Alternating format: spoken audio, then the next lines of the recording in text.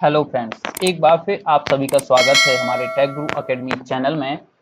आज की इस वीडियो में हम सीखेंगे कि टैली में रिसीप्ट वाउचर और परचेज वाउचर के अंदर हम एंट्री कैसे करते हैं। इससे पिछले की वीडियो में हम सीख चुके हैं कि टैली में कंपनी को कैसे क्रिएट करते हैं, कंपनी को कैसे अल्टर कर सकते हैं और कंपनी को हम शट कैसे करते हैं। तो आज की इस वीडियो में हम सीखेंगे टैली के अंदर रिसीव्ड वाउचर और परचेज वाउचर के अंदर हम एंट्री कैसे करते हैं। टैली के अंदर सबसे पहले जो एंट्री होती है वह रिसीव्ड वाउचर के अंदर होती है, क्योंकि किसी भी व्यापार को प्रारंभ करने के लिए सबसे पहले व्यापारी को पैसा इन्वेस्ट करना होता है व्यापार को प्रारंभ करने के लिए। चूंकि यह पैसा ना तो कंपनी की आय होती है और ना ही यह पैसा कंपनी के किसी प्रोडक्ट को सेल करके प्राप्त होता है, तो इसकी एंट्री हम रिसीव्ड वाउचर के अंदर करते हैं। रिसीव्ड वाउचर को हम एक उदाहरण से समझ लेते कि यदि यदि व्यापार को कोई पैसा किसी पार्टी से प्राप्त हो रहा है या फिर व्यापार को प्रारंभ करने के लिए व्यापारी द्वारा जो पूंजी लगाई जाती है उसे हम रिसीव्ड वाउचर के अंदर दर्ज करते हैं। अब रिसीव्ड वाउचर के दो रूल होते हैं। सबसे पहला रूल होता है कि रिसीव्ड वाउचर में आने वाले हर ट्रांजैक्शन में कैश या बैंक हमेशा डेबिट या अकाउंट के अंदर ही होता है। और दूसरा रूल है कि पर्टिकुलर के अंदर हम उस लेजर को लेते हैं जहां से या जिस व्यक्ति से व्यापार में पैसा प्राप्त होता है। यहाँ एक उदाहरण है कि महावीर ट्रेडर्स ने 1/4/2025 को 2 लाख रुपए की नगद राशि से व्यापार आरंभ किया। अब यहाँ पर 2 लाख रुपए कंपनी को कैश के रूप में प्राप्त हो रहा है, तो हम इस 2 लाख रुपए को कैश के रूप में डेबिट डीआर के अंदर या अकाउंट के अंदर हम इसका लेजर ले लेते हैं। और पर्टिकुलर के अंदर हमें महावीर ट्रेडर से प्राप्त होता है, तो क्रेडिट के अंदर हम महावीर ट्रेडर्स का लेजर ले लेंगे। तो चलिए हम इसकी एंट्री टैली में करके देख लेते हैं। तो रिसीव्ड वाउचर में इसकी एंट्री करने के लिए हमें गेटवे ऑफ टैली के अंदर अकाउंटिंग वाउचर पर आना होता है। अब इसके लिए अकाउंटिंग वाउचर पर आने के लिए या तो हम भी की को प्रेस कर सकते हैं या फिर हम इस पर आकर अपने कीबोर्ड से एंटर को प्रेस करते हैं। तो जैसे ही हमने एंटर किया तो यहाँ पर हमें अकाउंटिंग वाउचर क्रिएशन विंडो दिखाई देने लगी। अब यहाँ पर हमारा सबसे पहले पेमेंट वाउचर एक्टिव होता है। रिसीव्ड वाउचर को एक्टिव करने के लिए हमें यहाँ से रिसीव्ड वाउचर पर क्लिक कर देना है या फिर हम कीबोर्ड से F6 शॉर्टकट की को भी प्रेस कर सकते हैं। तो जैसे ही हमने क्लिक किया तो यहाँ पर रिसीव्ड वाउचर हमारा एक्टिव हो गया। अब यहाँ पर हमें मिला है वाउचर नंबर 1, क्योंकि यह हमारी सबसे पहली एंट्री है इसलिए वाउचर नंबर 1 आ रहा है। जैसे जैसे हमारी रिसीप्ट की एंट्री बढ़ती जाएंगी यहाँ वाउचर नंबर भी बढ़ता जाएगा और यहाँ पर हम डेट मेंशन कर लेंगे जिस डेट में हम व्यापार प्रारंभ कर रहे हैं। अब आ जाते हम अकाउंट्स के अंदर। तो अकाउंट्स के अंदर हमें क्या लेना है, जहां जिस रूप में आपके व्यापार को पैसा प्राप्त हुआ, कैश के रूप में कि बैंक के रूप में। तो हमें यहाँ कैश के रूप में प्राप्त हुआ तो हम यहाँ सी प्रेस करेंगे और यहाँ पर हमें लिस्ट ऑफ लेजर अकाउंट के अंदर कैश का लेजर मिल जाता है और जैसे ही हम एंटर करेंगे तो यहाँ कैश आ जाएगा। अब पर्टिकुलर्स के अंदर हमें उस लेजर को लेना है जिस व्यक्ति से व्यापार में पैसा प्राप्त हुआ है। तो व्यापार में सबसे पहला पैसा हमें प्राप्त हुआ है मालिक से, तो मालिक का लेजर बनाने के लिए हमें अपने कीबोर्ड से अल्ट के साथ सी की को प्रेस करना है। तो यहाँ लेजर क्रिएशन विंडो ओपन हो जाएगी और नेम के सामने वाले टेक्स्ट बॉक्स में हमें मालिक का, ओनर का नाम लिख देना है या फिर कंपनी का, व्यापार का जो मालिक होता है वो कैपिटल होता है, तो हम यहाँ पर कैपिटल लिख लेंगे और फिर हम एंटर करते हैं। एंटर के अंदर अगर हम चाहें तो उसका उपनाम भी लिख सकते हैं या फिर हम इसको खाली भी छोड़ सकते हैं। और अंडर के अंदर हमें क्या करना है, जो हमारा लेजर बना है मालिक का, वो हमेशा कैपिटल के अंदर होता है। तो ग्रुप से हमें क्या कर लेना है, कैपिटल अकाउंट्स को सेलेक्ट कर लेना है। फिर हम इंटर करते जाएंगे और यहाँ पर अगर आपको जानकारी भरनी है तो जानकारी भर लेंगे, या फिर एंटर कर करके आप यहाँ पर एक्सेप्ट करा देंगे। तो जैसे ही हमने एक्सेप्ट कराया है तो यहाँ हमारे कैपिटल अकाउंट आ गया, और जितने से यहाँ पर अमाउंट के अंदर हमें जितने से व्यापार प्रारंभ किया है वो राशि यहाँ पर हमें दर्ज कर देनी। तो हमने 3 लाख से बिजनेस स्टार्ट किया तो हमें यहाँ 3 लाख रुपए की राशि दर्ज कर देंगे, और फिर हमें अपने कीबोर्ड से इंटर कर देना है। अब हम आ जाते हैं नरेशन विंडो में। नरेशन के अंदर हमें जो यहाँ पर जिस प्रकार की घटना घटी है, मतलब जिस चीज का ये ट्रांजैक्शन हुआ है, वो नरेशन यहाँ हमें दर्ज कर देना है। हम चाहें तो नरेशन को खाली भी छोड़ सकते हैं, लेकिन खाली छोड़ने से क्या होता है कि हम भविष्य में कभी ये एंट्री देखेंगे तो हम भूल जाते हैं कि ये किस चीज का ट्रांजैक्शन हुआ था। तो अच्छा होता है कि आप नरेशन में इस ट्रांजैक्शन को लिख लें। तो हमने यहाँ पे बिजनेस स्टार्ट किया तो हम लिख लेंगे यहाँ being business start with cash of amount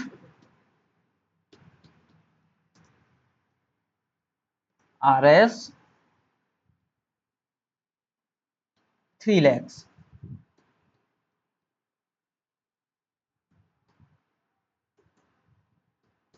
और हमें अपने वाउचर को एक्सेप्ट करा देना है। इस तरह से हम रिसीव्ड वाउचर की एंट्री कर सकते हैं। अब हमारा दूसरा ट्रांजैक्शन है परचेज वाउचर का। तो परचेज वाउचर का हम देख लेते। अब परचेज वाउचर क्या है, परचेज वाउचर का उपयोग टैली ERP 9 में तब किया जाता है जब कोई कंपनी या व्यवसाय किसी वस्तु या सेवा को खरीदता है। मतलब जब हमारी कंपनी किसी अदर व्यक्ति से कुछ माल खरीदता है तो उसका रिकॉर्ड रखने के लिए हम परचेज वाउचर में एंट्री करते हैं। उसका रिकॉर्ड रखने के लिए हम अपना परचेज वाउचर यूज करते हैं। विक्रेता से वस्तुओं की खरीद, कच्चे माल, सेवाएं आदि की खरीदारी को ट्रैक करने के लिए हमारा परचेज वाउचर का उपयोग किया जाता है। जैसे यहाँ पर 1/4/2025 में गणेश से 3000 रुपए का माल नगद खरीदा। अब हमने यहाँ पर बिजनेस को प्रारंभ करने के लिए गणेश से 3000 रुपए का हमने सामान खरीदा है। परचेज वाउचर के भी कुछ नियम हैं एंट्री करने के। इसमें सबसे पहला है कि पार्टी नेम। पार्टी नेम वाले भाग में उस व्यक्ति या ट्रेडर्स का लेजर आता है जहां से हम माल खरीद रहे हैं। तो पार्टी नेम में हमें क्या करना है, जिस व्यक्ति से हमने माल खरीदा है उस व्यक्ति का लेजर आ जाएगा। और परचेज वाले भाग में परचेज का लेजर आता है। उसके बाद स्टॉक आइटम, क्वांटिटी, रेट और नरेशन लिखकर इसको हम एक्सेप्ट कर लेते हैं। अथवा DRCR वाले अगर भाग है तो DR भाग के सामने वाले में, DR भाग में हमें उस पार्टी का लेजर का चयन करना है जहां से हमने माल खरीदा है। फिर उसके बाद हमें अमाउंट के अंदर उसकी राशि दर्ज कर देनी है। और CR वाले भाग में हमें परचेस लेजर को रखना है और फिर वही अमाउंट रख देना है जो हमने परचेस किया है जितने अमाउंट से। जैसे यहाँ पर 1/4/2025 में गणेश से 3000 रुपए का नगद माल खरीदा। तो हम इसकी एंट्री टैली में कैसे करेंगे, तो हमें टैली में आ जाना है और अभी परचेज वो रिसीव्ड वाउचर एक्टिव है तो परचेज वाउचर को एक्टिव करने के लिए हमें परचेज वाउचर पे आ जाना है। अब परचेज वाउचर की भी शॉर्टकट की है F9, या तो हम अपने कीबोर्ड से F9 को प्रेस कर देंगे या फिर हम इस पर क्लिक कर देते हैं तो यहाँ पर परचेज वाउचर एक्टिव हो जाता है। अब परचेज वाउचर के अंदर भी हमें सबसे पहले वाउचर नंबर 1 प्राप्त हो रहा है। जैसे जैसे हम परचेज वाउचर की एंट्री करेंगे और तो यह वाउचर नंबर भी यहाँ बढ़ता जाएगा। अब यहाँ हमारा आ रहा है सप्लायर इनवॉइस नंबर, मतलब हम जिस भी व्यक्ति से कुछ भी सामान खरीदते हैं तो उसके बदले हमें क्या देता है, वो एक बिल देता है। उसमें जो बिल नंबर होता है वो हमें यहाँ दर्ज करना है। मान के चलो उसका बिल नंबर है 1342 और यहाँ पर हमें उस डेट को दर्ज करना है जिस डेट में हमने सामान खरीदा है। फिर आ जाते हैं पार्टी अकाउंट नेम। अब पार्टी से हमने कैसे माल खरीदा, कैश, तो यहाँ पर हमें क्या करना है, सी की को प्रेस कर देंगे तो यहाँ लिस्ट ऑफ लेजर अकाउंट्स के अंदर हमारा कैश लेजर आ जाएगा। और यहाँ पर अब आप सप्लायर की नाम, एड्रेस और स्टेट उसका लिख सकते हैं। फिर परचेस लेजर के अंदर हमें क्या करना है, परचेस अकाउंट, परचेस लेजर बनाना है। तो लेजर बनाने के लिए हमें यहाँ अपने कीबोर्ड से अल्ट के साथ सी की को प्रेस करेंगे तो यहाँ लेजर क्रिएशन विंडो ओपन हो जाएगी और यहाँ पर हम परचेस अकाउंट लिख लेंगे। फिर अपने कीबोर्ड से एंटर करेंगे और इस परचेस का अंडर ग्रुप होता है हमारा लिस्ट ऑफ ग्रुप से हमें क्या करना, परचेस लेजर को सिलेक्ट कर लेना है। परचेस को सिलेक्ट करने के लिए हम अपने कीबोर्ड से पी की को प्रेस करेंगे और यहाँ से हमने परचेस अकाउंट को सिलेक्ट कर लेना है और हमें कीबोर्ड से एंटर करता जाना है और एक्सेप्ट करा लेना है। तो यहाँ पर हमारा परचेस अकाउंट आ गया।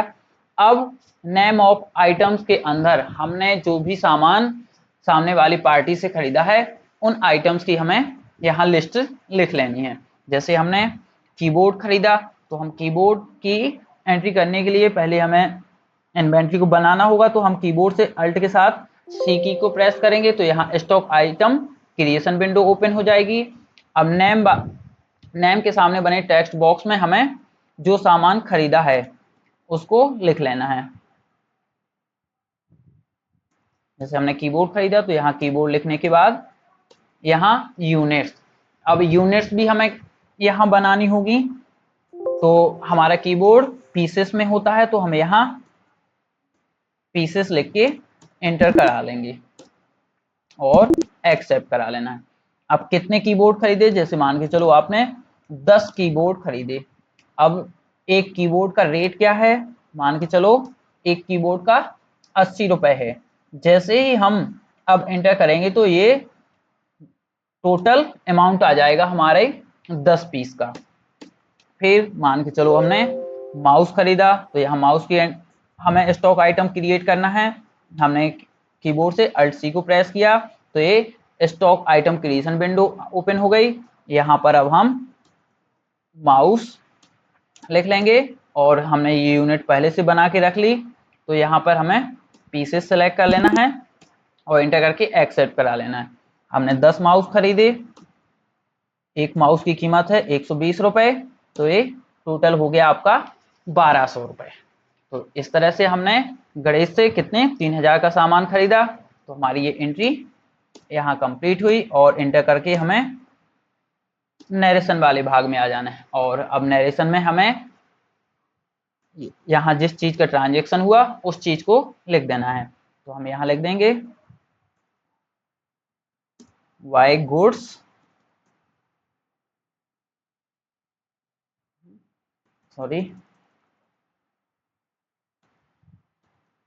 Purchase goods by cash from Ganesh और एंटर करके एक्सेप्ट करा लेना है। और अपनी एंट्री को देखने के लिए हमें कीबोर्ड से एस्केप की को दबाना है और एस्केप की के दबाने के बाद हम अपने डिस्प्ले में आ जाएंगे और यहाँ से डे बुक में जाके हम देख सकते हैं कि हमने आज 2 एंट्री की, एक रिसीव्ड वाउचर की और एक परचेज वाउचर की। तो रिसीव्ड वाउचर के अंदर हमने बिजनेस को प्रारंभ किया था जिसमें 3 लाख रुपए का इन्वेस्ट किया था। फिर हमने यहाँ कुछ सामान कैश के रूप में खरीदा 3000 का। फिर हम एस्केप की दबा के वापस आ जाएंगे और बैलेंस शीट में भी जाके हम देख सकते हैं यहाँ पर कैपिटल अकाउंट के रूप में आपके पास 3 लाख रुपए है। और असेट्स के अंदर अगर हम देखेंगे तो असेट्स में हमारे पास यहाँ स्टॉक के रूप में दिख रहा है कि 3000 का सामान है और कैश इन हैंड आपके पास अब बचा है 2,97,000। तो दोस्तों आज की वीडियो में बस इतना ही। यदि आप सभी को हमारी वीडियो अच्छी लगी हो तो लाइक, शेयर, कमेंट्स और सब्सक्राइब जरूर करें। धन्यवाद।